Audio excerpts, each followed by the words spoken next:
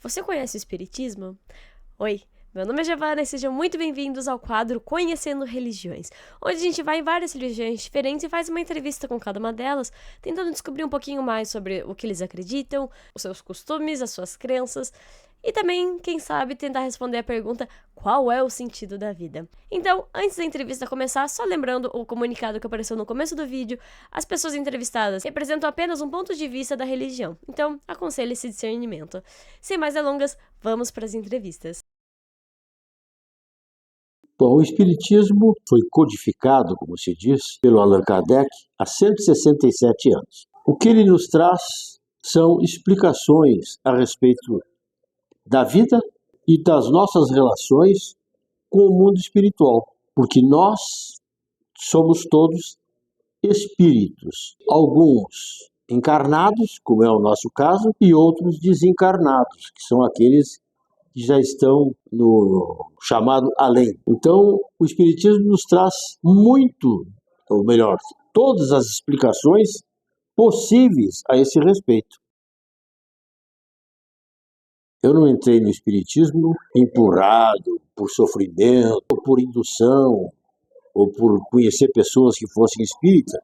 E eu, na verdade, conhecia várias pessoas que eram espíritas, mas só aos 23 anos que eu entrei pela primeira vez numa casa espírita. E isso me trouxe uma satisfação muito grande, porque antes eu lia livros de filosofia, que é a minha formação é em ciências exatas, mas não me satisfazia as informações que vinham da. E então, só lendo os livros da chamada codificação, que são o Livro dos Espíritos, o primeiro editado, o que é o Espiritismo, o Livro dos Médiuns, Evangelho segundo o Espiritismo, a Gênese e o Céu e o Inferno. Li todos eles e me senti muito bem, porque entendi que há uma lógica na nossa vida. Passei a entender também as razões dos nossos sofrimentos, o porquê das nossas diferenças, porque uns mais intelectualizados, outros menos, porque uns tão saudáveis e outros tão pouco saudáveis, né? Uns tão fortes, outros tão débeis. O Espiritismo explica tudo isso. Não, religioso, na verdade, eu não sou. Eu procuro seguir o que o Evangelho do Espiritismo, que é um dos livros da codificação, preceitua, que na verdade é um resumo dos evangelhos que as religiões chamadas cristãs adotam. Só que o Evangelho segundo o Espiritismo, um evangelho esclarecedor. Tudo aquilo que aparece nos chamados evangelhos, que a pessoa recita, fala e às vezes sem entender, o Evangelho segundo o Espiritismo aborda e nos dá as soluções práticas. Quer dizer, embora a gente trate de espírito, na verdade, o Espiritismo tem os pés no chão. Nos dá condições, segurança, entendimento para a prática, né? A religião espírita não é uma religião que prometa milagres, não há santos, não há figuras, não há simbolismos, não há rituais, nada aqui. Apenas a gente procura manter a consciência num nível mais elevado possível, o que implica, primeiramente, no cumprimento dos nossos deveres. O Livro dos Espíritos, que é um livro que tem 1018 perguntas e as correspondentes respostas, é um livro que nos dá todos os aspectos que justificam a nós estarmos aqui. Como é que ele é feito? O Kardec formulou perguntas e os espíritos responderam essas perguntas. E não foi só ele. Ele fez as perguntas e os espíritos de várias casas espíritas, segundo consta de 1000 casas espíritas, fizeram as respostas. E foi daí que ele montou os livros da codificação. Nada da cabeça dele. Ele formulava as perguntas, isso sim. E depois ele pôs ordem nisso. Ele não era um religioso, ele era um professor, mas ele era um indivíduo muito inteligente. Um ser humano normal. Não tinha características de certificação nenhuma. Ele viveu a vida normalmente. Ele entendeu a razão da nossa vida. E que os espíritos não são pessoas especiais. São simplesmente nós quando passamos para o outro lado, com defeitos, com virtudes, com sabedoria, normais como todas as pessoas aqui da Terra. Nós estamos na Terra porque é o planeta que nos convém. A Terra é um planeta de expiação e provas. Na ordem dos planetas, que não é rígida, nós temos os planetas primitivos, planetas de expiação e provas, que é o caso da Terra, planetas de regeneração, que é para onde a Terra está se endereçando, depois vem mundos sublimes e na sequência uma infinidade de posições, né? Nada rígido assim. Esse planeta é assim, esse é assim, não. Tudo transita. Nós estamos aqui porque merecemos esse planeta. A Terra é de expiação e provas, e nós estamos aqui para expiar e sermos provados também. O que significa expiar? Pagar débitos contraídos em outras encarnações. O que significa provar, ou ser provado? É passar por momentos que a gente escolhe, ainda na condição de espírito, antes de encarnar, para sermos testados. Por exemplo, a pessoa faliu numa vida passada, que não precisa ser a imediatamente passada, em outra vida, num determinado procedimento. Faliu, errou, de alguma maneira, moralmente falando, então ela vem nessa vida para passar por aquele novo momento e tentar superá-lo da melhor maneira. Então, essa é a razão de nós estarmos aqui. O motivo para a gente morrer é que nada é permanente no universo, nem mesmo os planetas. A ciência mesmo prova agora, nem as galáxias são permanentes. Então, o morrer, para nós, o que mata em nós, o que some em nós, é o corpo. Mas o corpo, ele é tirado das condições do meio, do planeta em que a gente está. Tudo que nós temos, as nossas células, os nossos átomos, tudo é comum ao planeta. Os animais têm, as plantas têm. Então, quando a gente nasce, sorveu um tanto disso, não é? Pela fecundação, pelo que a mãe contribui para a formação do filho, vai sendo tirado tudo do planeta. Não tem como sair de outro lugar. Nós estamos na Terra, nosso caso, né? Assim como acontece com outros mundos, não exatamente como acontece aqui, claro, mas tudo é tirado daquele mundo. E quando nós morremos, desencarnamos, tudo aquilo que nós temos no nosso corpo é reabsorvido pelo planeta. Mas o nosso espírito continua e passa para a condição de espírito desencarnado, mas sustentado por um corpo muito sutil, invisível aos nossos olhos físicos, chamado perispírito. Perispírito é um corpo que fica entre o espírito e o corpo físico.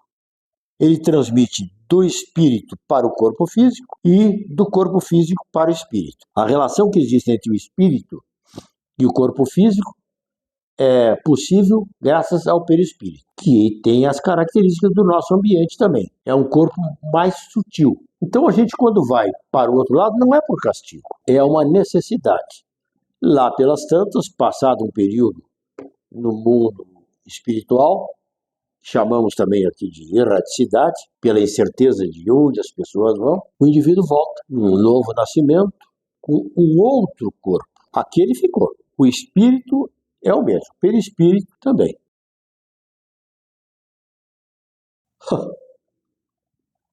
Quem não tem, né? Medo assim, assustador, não. Porque a gente sabe que pelo menos não significa um castigo, não significa um desaparecer, para nunca mais aparecer, não significa uma passagem para inferno, ou para purgatório, ou muito menos para o céu, como as pessoas acham que quando o indivíduo morre, só porque morreu ele vai para o céu. Nós não entendemos assim. Ele vai com as características que ele tem. O livro Céu e Inferno caracteriza muito bem isso, a nossa condição depois de desencarnar ou depois de morrer. Mas medo, não há quem não tenha uma certa, não diria medo, uma certa insegurança, né? Porque, embora a gente saiba que dada das nossas relações se perde os nossos laços afetivos, os nossos amores, as nossas competências, né? São intransferíveis. O que nós adquirimos é nosso. Então isso não se perde. Mas, na verdade, há um afastamento como se a pessoa que desencarna fosse fazer uma viagem, fosse para um outro local, né, e fique afastado da gente por algum tempo, o agente dela. Porque acreditando no Espiritismo, a gente tem certeza absoluta, isso a gente tem, de que não há destruição. Não há a chamada morte assustadora. Agora, o sentimento que a gente nutre por uma pessoa, com o desaparecimento dela, a saudade, que é uma recordação benéfica, né? Que a gente tem das pessoas que quer bem, que ama, isso aí é inevitável. A saudade é inevitável, mas não significa um desespero, né? A gente é muito reconfortado a esse respeito. E é por isso que se diz que a doutrina espírita ela é esclarecedora e consoladora. Porque a gente sendo esclarecido, a gente acaba se conformando com o que vê, o que acontece conosco ou com os outros, né? Ao invés de ter sentimentos exagerados, exacerbados em relação às pessoas e às coisas que acontecem, a gente tem, pelo menos procura ter, tem elementos para isso, a cabeça um pouco mais sentada, né? Menos joguete das circunstâncias. Por ser um planeta de expiação e provas. É isso que explica, às vezes, numa mesma família, pessoas tão diferentes, irmãos gêmeos tão diferentes um do outro, que a ciência não explica, não consegue explicar. Tendências, diferenças, padrões intelectuais diferentes. Como explicar pessoas num padrão material tão elevados e outras numa miserabilidade tão grande, né? Uns na abastança e outros na maior penúria. Como explicar isso? Necessidades de passar por provas ou de resgatar condutas inadequadas em outra vida, entendeu? Uma pessoa que, por exemplo, numa vida foi um abastado, muito rico, mas que foi egoísta, não pensou nos outros, não ajudou e tal, numa próxima vida, isso não é uma fatalidade que eu estou dizendo, mas é o que explica, ele pode vir um miserável. Então não há, assim como a cor da pele, que a gente valoriza tanto aqui, branco, negro, por que isso? Nós vamos ser experimentados em todas as situações. Os espíritos mesmos dizem que nós já passamos por todas as geografias e por todas as cores de pele.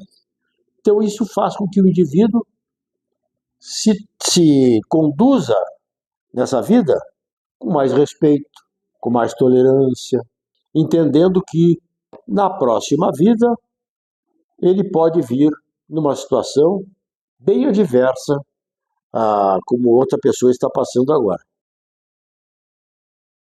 No Livro dos Espíritos, a primeira pergunta e a primeira resposta são a respeito disso. Deus é a inteligência suprema, a causa primária de todas as coisas. Nada mais do que isso. Nós não temos competência para entender Deus. O sentido da vida é evolução sempre, progresso. Há dois tipos de progresso que ocorrem em cada encarnação. O progresso intelectual, que é aquele mais voltado para o lado material, que todos nós desenvolvemos na profissão que exercemos aqui. Todos desenvolvemos o intelecto. Todos que passamos pela vida desenvolvemos o intelecto. Uns mais, outros menos. E isso é que explica as diferenças, algumas das nossas diferenças. E o outro progresso, que é o mais difícil, é o progresso moral, que é a mesma coisa que o progresso espiritual, que vai dizer do nosso padrão vibratório. Padrão vibratório, para ter uma ideia, entender um pouco mais dele, é aquilo que faz a gente combinar tanto com uma pessoa e tão pouco com outra. Ser tão simpático com uma pessoa e ela nós, e a gente ser às vezes tão avesso, tão antipático mesmo com outra pessoa e ela conosco. Eu não entenderia essa situação, sinceramente. Porque embora sem ter uma religião definida, né? Fiz primeira comunhão, por imposição materna, né? Mas havia certos questionamentos que eu fazia, mesmo quando criança, que não me levariam a esse tipo de questão.